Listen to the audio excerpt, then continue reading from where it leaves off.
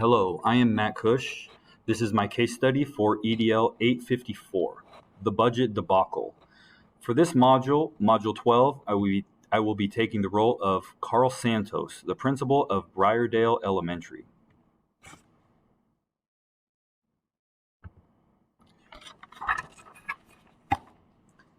Section 1, the facts.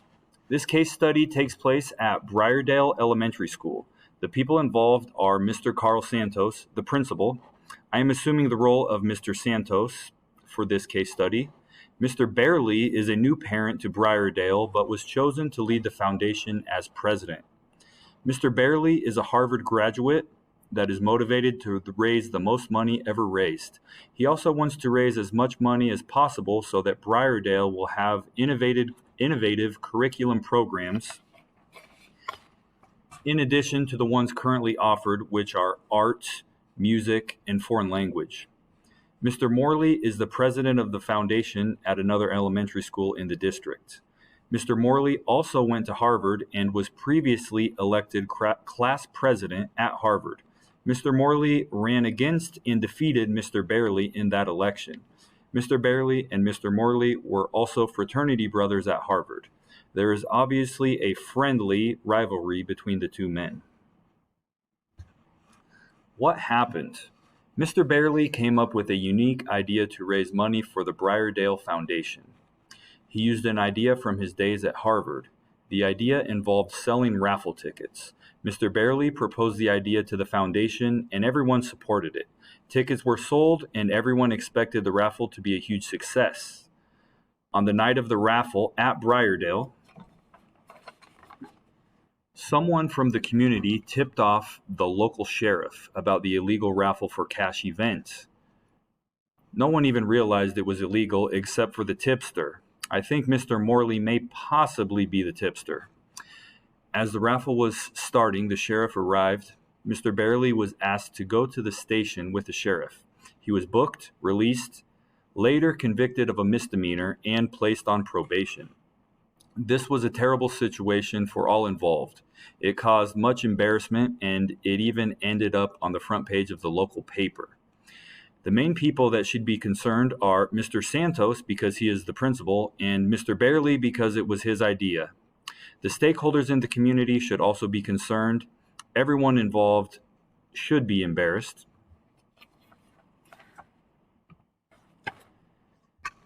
Section 2, legal or ethical issues. The first question is, has anyone been harmed by the action or decision of another? The answer is yes. The stakeholders at Briardale have been harmed. The embarrassment suffered from the raffle was harmful to all stakeholders, including and especially the students. The second person harmed was Mr. Barely himself. He did not expect to be taken to jail, but it did happen. He was even convicted of a misdemeanor and placed on probation. So Mr. Barely was harmed for sure by his own actions. The second question is, does the action or situation contravene an existing law? Yes, it does. Mr. Barely and all the supporters of the raffle didn't know it, but it was illegal.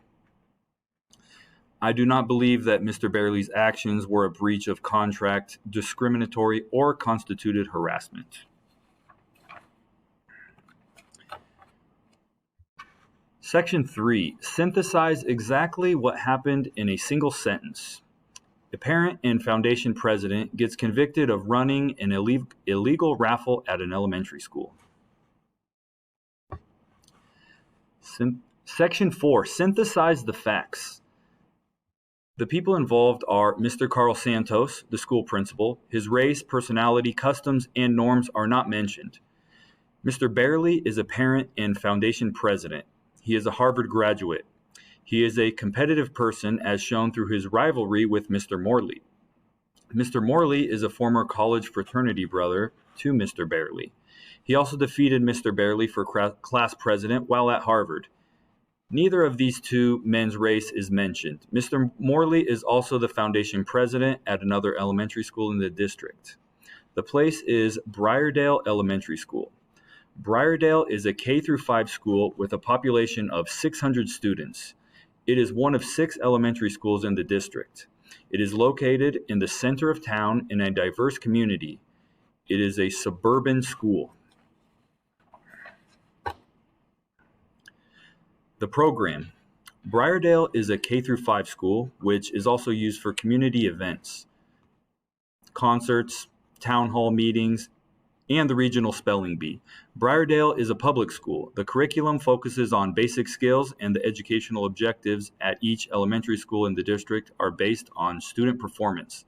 Supplementary programs like art, music, and foreign language are funded by the foundation. Section 5. Review and prioritize the information. Could the conflict, the situation, or the decision be damaging to the stakeholders or to the community? The answer to this question is yes, it could be. What individuals and groups have an important stake in the outcome? The most important group to consider in this situation are the students, and next would be the members of the community. Mr. Santos has an important stake because he is the principal. Mr. Barely has an important stake because the raffle was his idea. He is the foundation president, and he is also a parent. Have all relevant stakeholders been consulted? The answer to this question is no, as far as I can tell, but input from community members is important. Can I learn more about the situation? As the principal, I could learn more about it. I have reason to suspect that Mr. Morley may have been the one that tipped off the sheriff. I am not sure if that matters. A simple Google search would show that the raffle was illegal. Do I know enough to make a decision? I do believe that I do. Whether or not I know who tipped off the sheriff is not really super important. A decision can still be made. Section 6. Identify your options and possible consequences. The first option to consider is doing nothing. This is not something that I would do as a principal. When something as embarrassing as this happens to a school, something needs to be done. Doing nothing is not a way to fix this situation, and it will not support school improvement in any way, and especially at a time that it is needed the most. The most liberal action that I could take as principal would be to resign or quit due to the embarrassment caused under my watch. Other options are to remove Mr. Barely from his position as foundation president and appoint a staff member to the position, or allow Mr. Barely to keep his position as foundation president, but keep a closer eye on what happens with the foundation. Section 7. Evaluate your options. The first option is doing nothing. I see no pros to this option, only cons. The cons are looking like you don't care and or are afraid to take action. I will rule this option out. The second option is to quit due to the embarrassment. The only pro to this option is that action was taken. The cons are losing a principal for the school, the principal loses his job, and it looks like the principal gave up on the school. The third option is to remove Mr. Barely from his position. The pros are the people that are angry with Mr. Barely will be satisfied. Appointing a staff member to the position should ensure that nothing like the raffle debacle will ever happen again, and it shows that action was taken. The cons are Mr. Barely and his supporters will be mad. Maybe.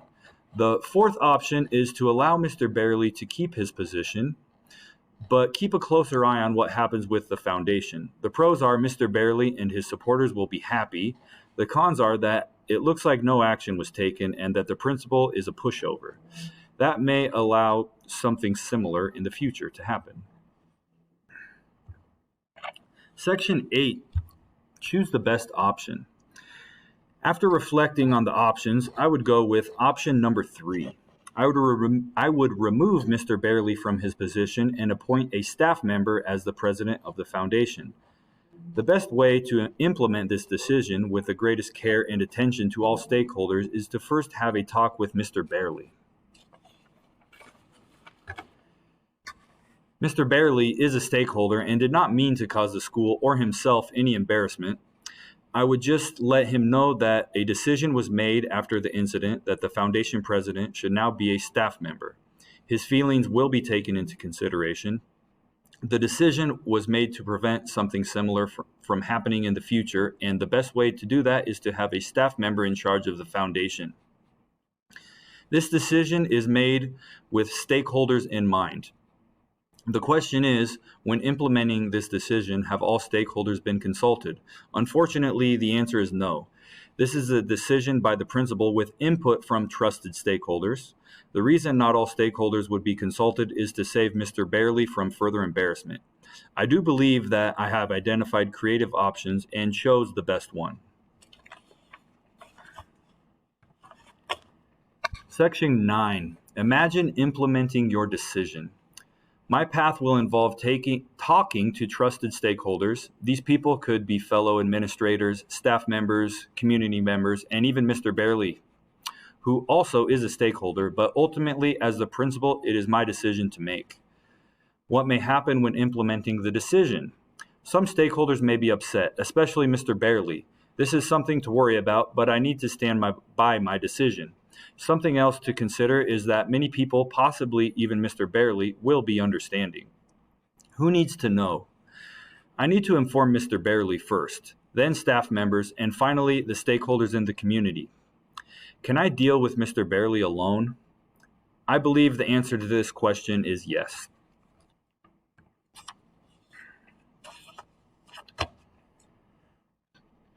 I will simply inform Mr. Barely that a decision was made.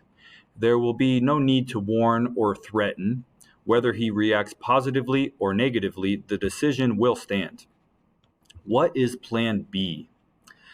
I am firmly committed to my decision, but if I had to choose a Plan B, I would go with option number 4. I would allow Mr. Barely to keep his position, but keep a closer eye on the foundation. Option number 4 is better than quitting and is better than doing nothing, although once again, my mind is set on option 3.